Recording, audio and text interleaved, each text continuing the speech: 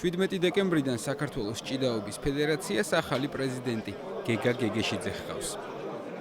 არჩევნები სასტუმრო რედისონში გაიმართა. ყრილობის ხდომის დაწყება დაგეგმილი 13 საათის ნაცვლად რამდენიმე საათის დაგვიანებით დაიწყო.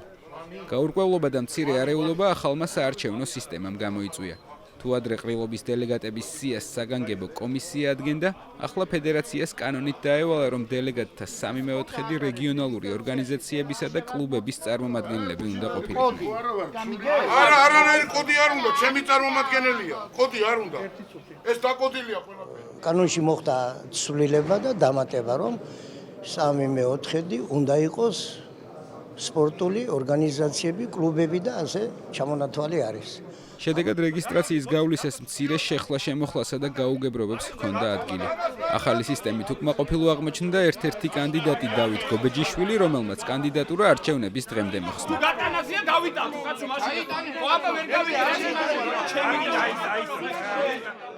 კანონში რადგან შევიდა ცვლილებები და ახალი სისტემით ტარდება არჩევნები, ცოტა გაურკვევლობა გამოიწვია და რა თქმა უნდა ეს დალაგდება, ყველა დაუბრუნდება თავის რაც პრეზიდიუმმა მიიღო დელეგატების სია და მიიღებენ ეს დელეგატები არჩევნებში მონაწილეობას და რა თქმა უნდა ყველა დააფიქსიროს თავიანთ არჩევანს. ყრილობა ჯერ კიდევ მოქმედი პრეზიდენტის მანუჩარ კვირკველიას 2 წლიანი ანგარიშით დაიწყო. შემდეგ კი დღის წესრიგისა და რამდენიმე სხვა საკითხის გარშემო კამათით გაგრძელდა.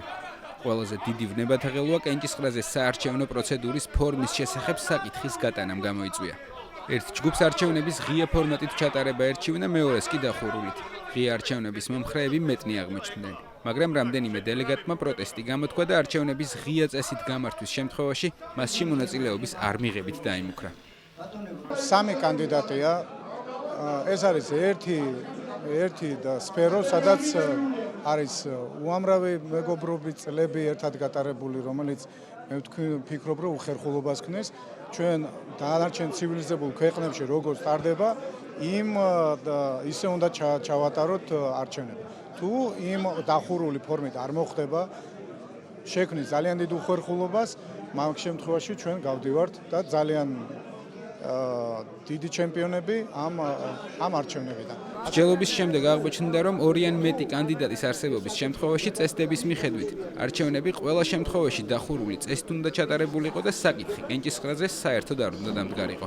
გადაწყვეტილება შეიცვალა და დახურული არჩევნებით შედგა. სიტუაცია პროცედურის დამთავრებამდე კიდევ ერთხელ დაიძაბა ერთ-ერთ დელეგატს ხმის მისაცემად საჭირო მინდობილობა არ აღმოაჩნდა.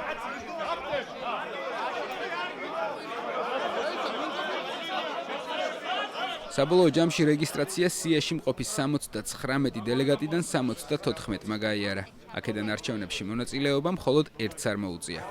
გეგა გეგეშიძემ 46 ხმა მიიღო, მანუჩარ კვირკველიამ 24, მესამე კანდიდატს ესტატე გოგლიჩიძეს კი მხოლოდ 3 ხმა ერგო. რეგიონი და ვიზა დაგორძინება ჭიდაობის. ერთად თუ ბატონი მანუჩარი ისურვებს ჩვენთან ერთად თანამშრომლობას ერთი ოჯახი ვართ, გავიზიარებთ ერთმანეთზე აზრს, შევაჯამებთ და გავაგრძელებთ. არავის არ ეგონოს, გაიმარჯვა გეგეშიძე და კვირკველია დამარცხდა. ოჯახმა გაიმარჯვა ჭიდაობის. ახალი პრეზიდენტი საქართველოს ჭიდაობის ფედერაციას მინიმუმ 4 წლით უხელმძღვანელებს.